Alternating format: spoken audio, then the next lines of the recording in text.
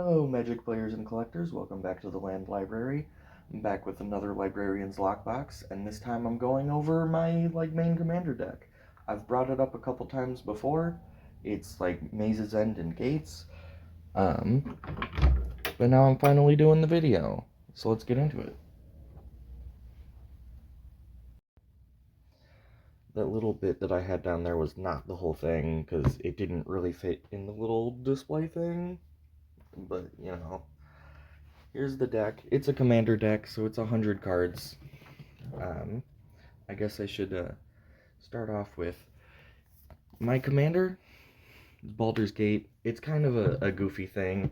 I've brought it up before. I kind of need to rule zero this in because it's not a creature. And my backup commander, if somebody doesn't want to let me run Baldur's Gate for whatever reason, would be the Miku, Child of Alara, because it's all five, and kind of land themed. But this is also a very gimmicky deck. There's no just direct creatures in this deck, which I will get into. But starting it off, I obviously have a lot of gates. So a few of these, if you watched the quarterly report, I picked these up pretty recently in the last couple months or so, specifically for this deck. Oh yeah, that's another thing. Look at my sleeves. They're land. I don't think this isn't a picture of a land card. This is just a landscape. I thought it was cool. I thought it fit really well. It's not exactly a gate, but So these three gates, these are all pretty good.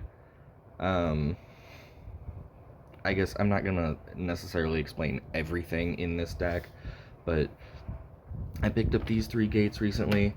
Other than Baldur's Gate, the Black Gate is actually the only legendary land card in here, which is kind of funny. And then I've got just a bunch of other gates. I've got guild gates, stuff like Gond Gate. Gond Gate is actually really important because all the other gates enter untapped, which is pretty useful. You can use gates the same turn you play them.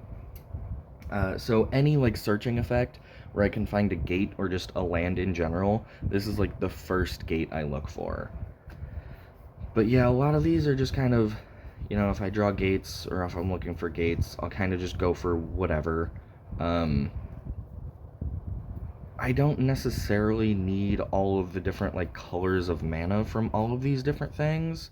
I mostly just need green mana, but it definitely doesn't hurt to have other colored mana. And all the guild gates are dual colors. Gateway plazas, it can do any color. All the I guess I'm not entirely sure what these are called, but this set of gates can all choose any color plus their regular color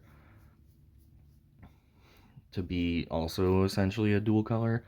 But these are all just gates. These are for the gate engine. They're not necessarily for mana, but they do also produce mana. And then I have a couple of other things. Plaza of Harmony goes with gates, to gain the life. Since this is a really gimmicky deck with no creatures, gaining life is really important because I don't have anything to block with. So this can get me some life back and can kind of interact with gates. Planar Nexus is a gate, but it's not. It counts as a gate, but it's not, so I kind of wanted to mention it separately. Maze's End is the win con for this deck. If you don't know what it does, here it is on screen. But basically, if you have 10 different gates in play, which, everything is a different gate, then you win with Maze's End. Moving on, let's see, here is my basics. I run several forests. What is this number? 1, 2, 3, 4, 5, 6, 7, 8, 9. 9 forests. All of them are full art. from like various sets. And then I have one swamp because the only thing I really need black mana for would be potentially casting like Miku, which is not a big priority. So I have one just in case I like don't have the right mana from my like gates. I have a swamp, it can be like searched out. Same thing with plains. I don't really need very much white mana, so there's only one plains. I have a few mountains. There are several spells that use red. I usually only need like one or two red mana though, so I don't need a lot of these. And I have two islands because I have like a couple of blue spells as well. But I mostly just need green mana, and I can get a lot of mana from like the gates anyway. And then for my other lands, I have a bunch of these, like a 10 or 11 or so of these like life gain duels, because like I said earlier, life gain is really important because I don't have anything to like block with. I have all my triomes in here. They don't really need to be in here. They're just in here because I like them, and it's kind of a flex that I have the triomes. Uh, yeah, they're not really doing anything. I don't prioritize getting them when I'm like searching for lands or anything, but like if I draw them, I'll play them. I like flexing my triomes. Um, and I guess side note, this is obviously very unoptimized. I'm running triomes. There's no reason for having those triomes.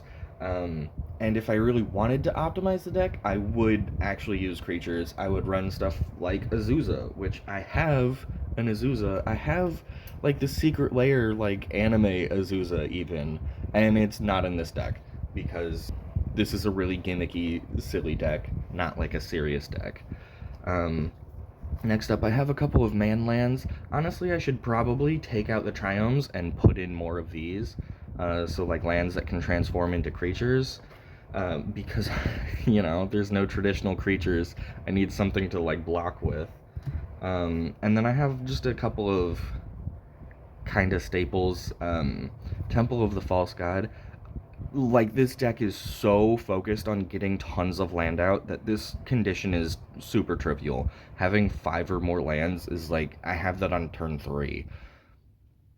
So, Temple of the False God, kind of pretty decent. I'm always going to have lots of lands. Reliquary Tower, because sometimes my hand can get really big.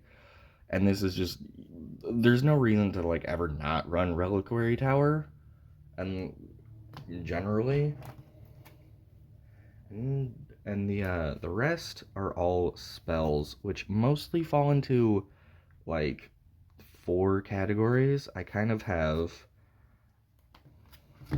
defensive things, in the sense of like these spells do damage. Like Cackling Perimeter, I guess, is not really defensive because it doesn't hit creatures, it just hits like opponents. But this is an extra like damage output. I'm usually going to have a lot of gates, so Cackling Perimeter can actually potentially do a lot of damage. A lot of these are dealing damage based on like lands, or like this one, Destroy Target Land, deals damage equal to the number of lands. So like, these are like my damaging spells.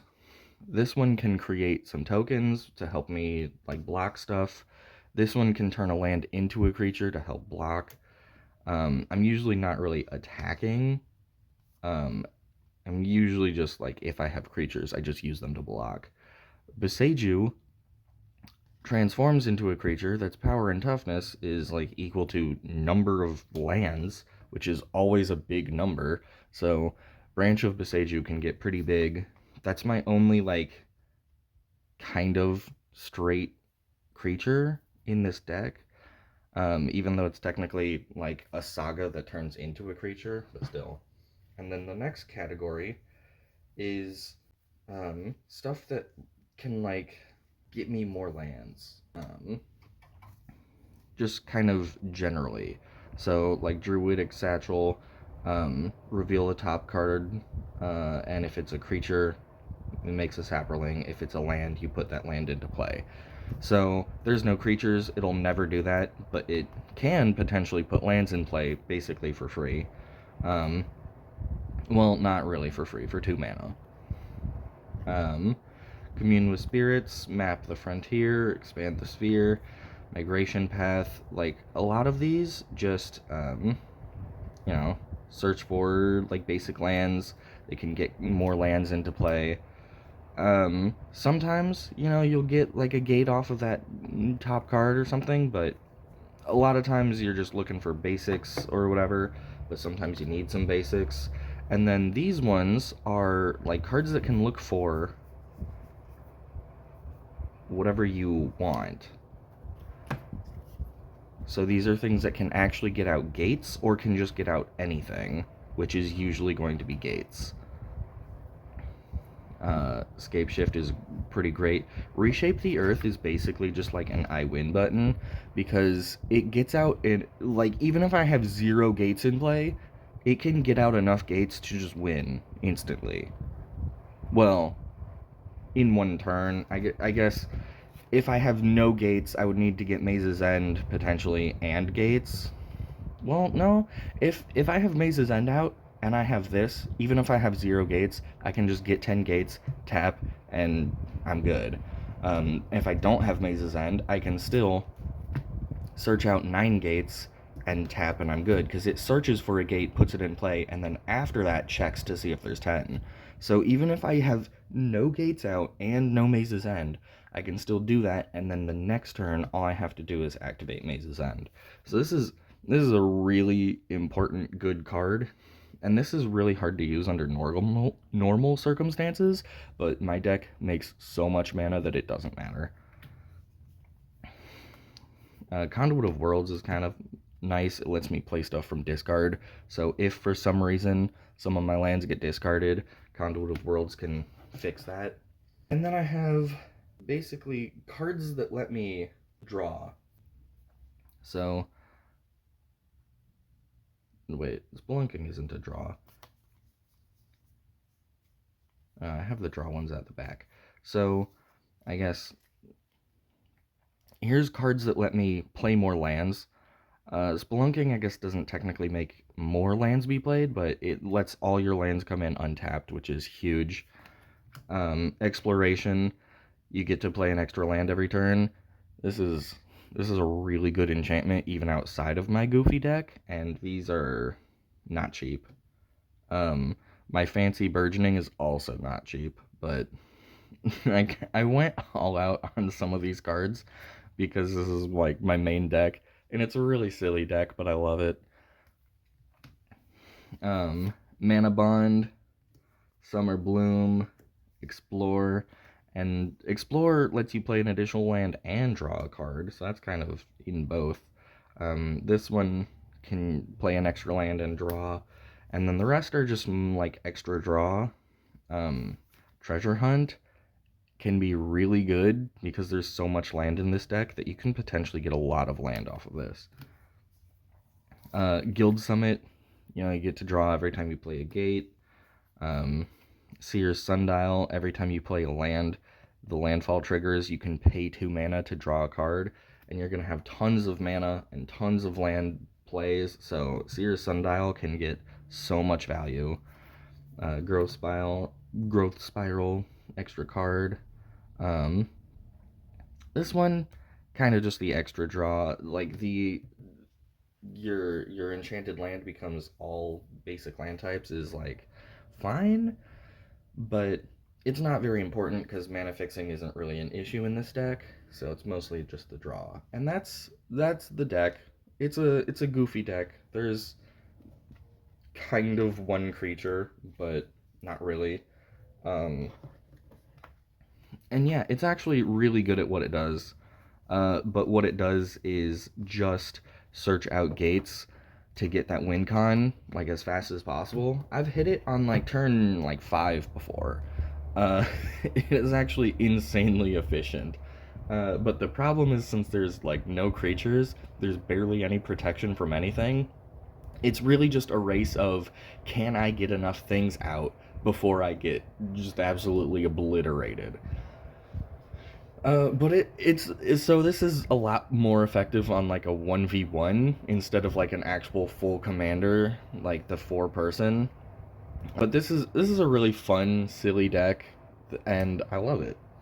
But it's not optimized. It's not good. Let me bring back Azusa. Azusa's great. You can play extra lands, and it's a creature, so like it can block stuff. So yeah, not optimized. I wouldn't necessarily recommend building this deck. It is a goofy deck. You're probably not going to do great if you're actually playing 4 person commander.